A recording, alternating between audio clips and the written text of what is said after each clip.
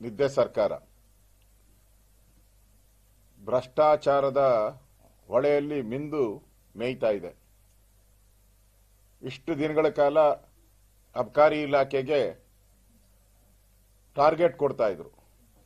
ನೀವು 30,000 ಕೋಟಿ ಕಲೆಕ್ಟ್ ಮಾಡಬೇಕು, 40,000 ಕೋಟಿ ಕಲೆಕ್ಟ್ ಮಾಡಬೇಕು, ವರ್ಷದಿಂದ ವರ್ಷಕ್ಕೆ ಕಲೆಕ್ಷನ್ ಜಾಸ್ತಿ ಮಾಡಬೇಕು ಅಂತ. ಈಗ ನೋಡಿದ್ರೆ ವರ್ಷದಿಂದ 2.5 ವರ್ಷದಲ್ಲಿ ವರ್ಷದಿಂದ ವರ್ಷಕ್ಕೆ ಟಾರ್ಗೆಟ್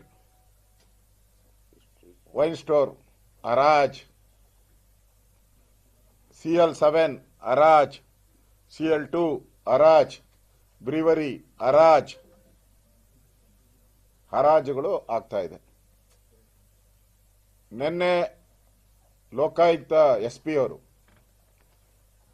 ಅಬಕಾರಿ ಇಲಾಖೆಯಲ್ಲಿ ನಡೀತಾ ಇರುವಂತ ದೊಡ್ಡ ಭ್ರಷ್ಟಾಚಾರದ ತಿಮಿಂಗಲವನ್ನ ಬಂಧಿಸಿದ್ದಾರೆ. ಸುಮಾರು 2.5 ಕೋಟಿಗೆ ಬೇಡಿಕೆ ಇಟ್ಟದ್ದು ಒಂದೇ ಒಂದು ಲೈಸೆನ್ಸ್ಗೆ.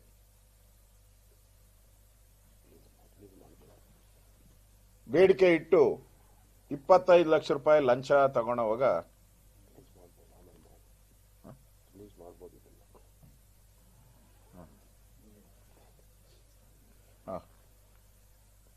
ಮಾಡಿ ರೆಡ್ ಹ್ಯಾಂಡ್ ಆಗಿ ಸಿಕ್ಕಾಕೊಂಡಿದ್ದಾರೆ.